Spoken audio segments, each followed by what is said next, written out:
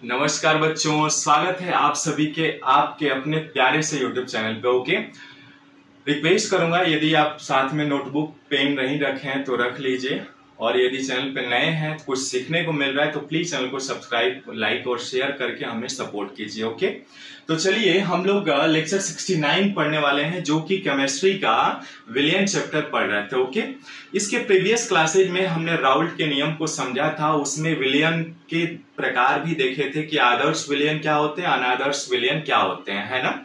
ये सभी चीजें हमने समझा था। आइए उसी को आगे समझते हैं और पढ़ते हैं। ठीक है, क्या आप तैयार हैं? लाइक ठोक दीजिए। चलिए देखिए, इसके पहले हमने देखा था कि आदर्श विलियन क्या होते हैं, है ना। तो आदर्श विलियन हम सभी जानते हैं कि आदर्श विलियन वे विलियन होते हैं बच्चों जो राउल्ट के नियम का पालन करते हैं ना। इंग्लिश में इनको कहते हैं आइडियल सॉल्यूशन, है ना। क्या कहते हैं? आइडियल सॉल्यूशन कहते हैं। आदर्श विलियन वे विलियन होते हैं जो राउल्ट के नियम का पालन करते हैं, है ना। और राउल्ट के नियम का पालन करेंगे तो मान लीजिए किसी बर्तन में हमने दो कंपोनेंट्स लिया, ए और दूसरा लिया बी, है ना। तो इनका कुल वाष्प दाब क्या होता है? पी टोटल बराबर होता है, पी टोटल बराबर होता है इनका कुल वाष्प दाब यानी पीए प्लस पीबी, है ना। पीए पीबी क्या है? पीए पीबी बच्चों इन घटकों के आंशिक दाब है ना। यदि आपने ये भी देखा था कि पी टोटल को यदि मोल अंश में राउल्ट ने जब व्यक्त किया था तो यहां पर हमने कोई नियतांक लिया था, यानी PA not X A plus PB not X B, है ना। ये राउल्ट के नियम का पालन करते थे तो आदर्श विलियन कहलाते थे। ठीक है, और इसमें हमने ये भी देखा था कि आयतन में परिवर्तन जो होता है शून्य होता है ना।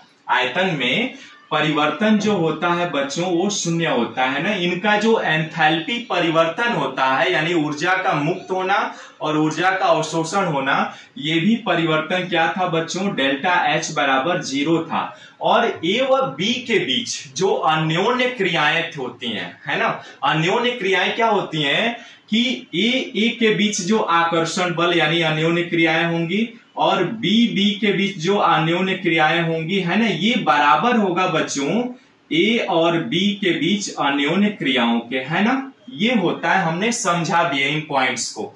यानी इसके कहने का मतलब ये हुआ बच्चों कि यहाँ पे इनके बीच अब देखिए वाष्प दाब जो होता है वीपी यानी वेपर प्रेशर जो होता है वो इनके अन्योन्य क्रियाओं के व्युत्क्रमानुपाती होता है। ये हम सभी जानते हैं पहले से भी। अन्योन्य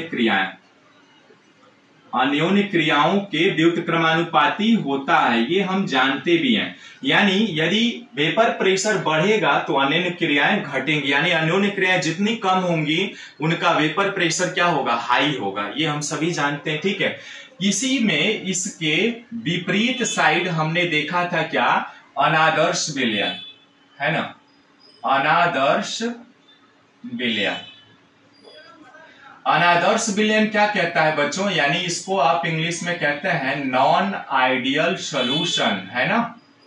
सॉल्यूशन कहते हैं। ठीक है, यानी ऐसा विलयन जो क्या होता है सभी तापक्रम एवं सांद्रताओं पर राउल्ट के नियम का पालन नहीं करते हैं, उन्हें हम अनादर्श विलयन कहते हैं। सहमत हैं? ओके, लाइक बनता है यार इसी को।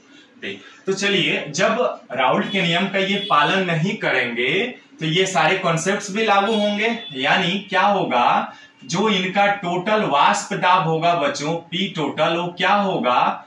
इनके आंशिक दाबों के योगफल के बराबर नहीं होगा। नहीं होगा ना। अनादर्श विलयन इनके बराबर नहीं होगा। और जब अब बराबर नहीं होंगे यानी पी टोटल बराबर पीए प्लस पीबी, तो यहां पे हम ये भी कह सकते हैं कि P total is not equal to क्या होगा?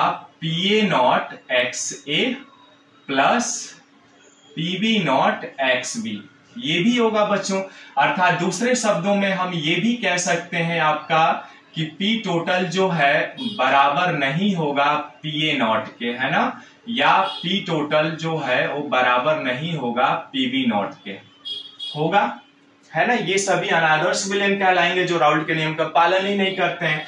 तो जब ये अनादर्श विलयन राउल्ट के नियम का पालन ही नहीं करेंगे बच्चों, तो यहां पर दो केसेज बन जाएंगे। केस 1 में क्या बनेगा और केस 2। अब देखिए, जब बराबर नहीं है तो दो कंडीशन हो सकते हैं। या तो हम ये कह सकते हैं कि पी टोटल जो है वो बड़ा होगा पीए प्लस पीबी के, है ना, ये कंडीशन हो सकता है। दूसरा कंडीशन ये भी हो सकता है कि पी टोटल छोटा होगा पीए प्लस पीबी के। ये दो कंडीशन बनते हैं और इन्हीं दो कंडीशनों के आधार पर हम कहते हैं कि अनादर्श विलयन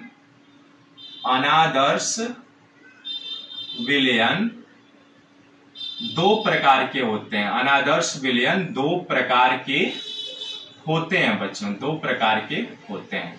कौन कौन से? पहला, वह विलयन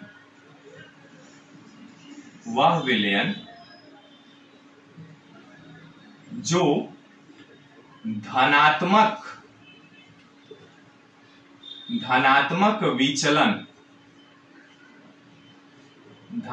विचलन जिसको इंग्लिश में कहते हैं पॉजिटिव डेविएशन। ध्यान रखिएगा, अभी बहुत सारे चीजें सीखनी है। पॉजिटिव डेविएशन प्रदर्शित करते हैं, है ना, प्रदर्शित करते हैं। यानी वे विलयन जो धनात्मक विचलन पॉजिटिव डेविएशन प्रदर्शित करते हैं, आपका क्या कहलाएगा? ये वाला कंडीशन कहलाएगा जब पी टोटल बड़ा होगा पीए प्लस पीबी के, है ना। दूसरा कंडीशन क्या कहलाता है? देखिए, दूसरा कंडीशन ये कहलाता है वह विलयन जो ऋणात्मक विचलन प्रदर्शित करता है। ऋणात्मक विचलन का मतलब क्या होता है बच्चों? Negative deviation. ध्यान रखिएगा, यहाँ पे लिख लीजिएगा, मैं शॉर्टकट लिख रहा हूं, ठीक है। यहाँ पे लिख लीजिए, वह विलयन जो ऋणात्मक विचलन प्रदर्शित करते हैं तो वो क्या कहलाते हैं? ये आपका ये होगा, यानी पी टोटल छोटा होता है पीए प्लस पीबी के, ठीक है। अब ये सिंपल सा लॉजिक है। देखिए बच्चों, इसमें अनादर्श विलयन में हमने देखा था इनके एग्जाम्पल्स को, है ना, एग्जाम्पल्स को। अब धनात्मक विलयन कौन कौन से प्रदर्शित करते हैं? तो आपका हो गया एथेनॉल, है ना, एथेनॉल हो गया, एंड एथेनॉल और इसका आपका एसीटोन का मिश्रण, और भी बहुत सारे एग्जाम्पल्स हैं इसके, ठीक है। तो ये क्या है? अनादर्श विलयन के धनात्मक विचलन को प्रदर्शित करते हैं, यानी पी टोटल बड़ा होता है पीए प्लस पीबी के। स्वाभाविक सी बात है, यदि पिक्चर देखे होंगे तो हीरो हीरोइन का यदि प्यार होता है तो उसमें क्या होता है? उसमें एक या तो विलेन एंट्री मारता है या उसके पिताजी, है ना, या माताजी, जो भी है, कोई है ना कोई, उन दोनों के प्यार मोहब्बत के बीच क्या होता है? एंट्री मारते हैं, बीच में दरार उत्पन्न कर देता है ना। यहाँ भी कुछ ऐसा ही होने वाला, बहुत इंटरेस्टिंग है, चलिए देखते हैं। मान लीजिए यहाँ पे यदि दो हीरो हीरोइन है, यदि ए को हीरो मान ले, बी को हीरोइन है, ये दोनों एकदम फ्री हैं, किसी झंझट से नहीं है, तो ये आराम से अपने प्यार मोहब्बत को आगे बढ़ाते जाएंगे। लेकिन बीच में यदि विलेन एंट्री मारा तब तो इनके प्यार मोहब्बत पे क्या होगी? परेशानियां उठेंगी, है ना। एक कहावत है इंडिया में कि लोग कहते हैं ना कि प्यार अंधा होता है ना। अरे यार, अंधा होता है तो फिर शादी क्यों होती है, ठीक है ना। चलिए यहाँ पे देखते हैं। अब देखिए, जैसे यहाँ पे हम सिंपल सा लॉजिक है, यदि ये फ्री होगा तो ज्यादा इंजॉय करेंगे, है ना। ये भी यदि हीरोइन भी फ्री होगी, फ्री माइंडेड है, कोई रोक टोक नहीं है, घर में देखते हैं ना फैमिली वाले बच्चों को बार बार ये नहीं करना, वो नहीं करना है, कहाँ हो, कब आए, ये सब करते हैं ना। तो मान लीजिए ये दोनों फ्री माइंडेड हैं, तो ये क्या होंगे? आराम से अपना एंजॉयमेंट करेंगे। लेकिन इन्हीं के बीच यदि पाबंदी लगा दिया जाए तो क्या होगा? पाबंदी लगाएंगे तो इनका क्या होगा? ये उतना अपने आप को कंफर्टेबल महसूस नहीं करेंगे, अनकंफर्टेबल महसूस करेंगे, ठीक है। वैसे ही यहाँ पर है, यदि इस पात्र में दो कंपोनेंट्स को हम डालें, मान लीजिए एथेनॉल और एसीटोन को डालें हम यहाँ पे, तो क्या होता है? जैसे एथेनॉल वो यदि फ्री इलेक्ट्रॉन्स है उसमें तो वो ज्यादा उड़ेगा, यानी उसका वाष्प दाब क्या होगा? ज्यादा बनेगा, है ना। लेकिन उड़ेगा ही नहीं, इनके बीच के अणुओं के बीच आकर्षण बल ज्यादा हो, यानी इनके बीच अन्योन्य क्रियाएं बहुत ज्यादा हैं, तो क्या होगा? इनका वेपर प्रेशर कम होगा। जैसे कि यहाँ पे हमने अभी सीखा है कि वेपर प्रेशर रेसिप्रोकल होता है अन्योन्य क्रियाओं के, ठीक है। तो चलिए एक एग्जांपल से समझते हैं हम कि मान लीजिए हमने एथेनॉल के दो अणु लिए है ना, CH3 CH2OH है ना, दो अणु लिया हमने, मॉलिक्यूल्स लिए CH3 CH2OH है ना, यहाँ पे लिया, ठीक है। ये एथेनॉल है आपका, ठीक है। और यहाँ पे एसीटोन लिया हमने, यहाँ पे क्या लिया बच्चों, यहाँ पे हमने लिया एसीटोन, यानी एसीटोन का फार्मूला क्या होता है, COO CH3 और CH3 होता है। दो एसीटोन भी ले लीजिए, यदि यहाँ पे लिया हमने, मान लीजिए C लिया तो डबल बॉन्ड O और इससे जुड़ेगा CH3 और एक और CH3 जुड़ेगा, है ना।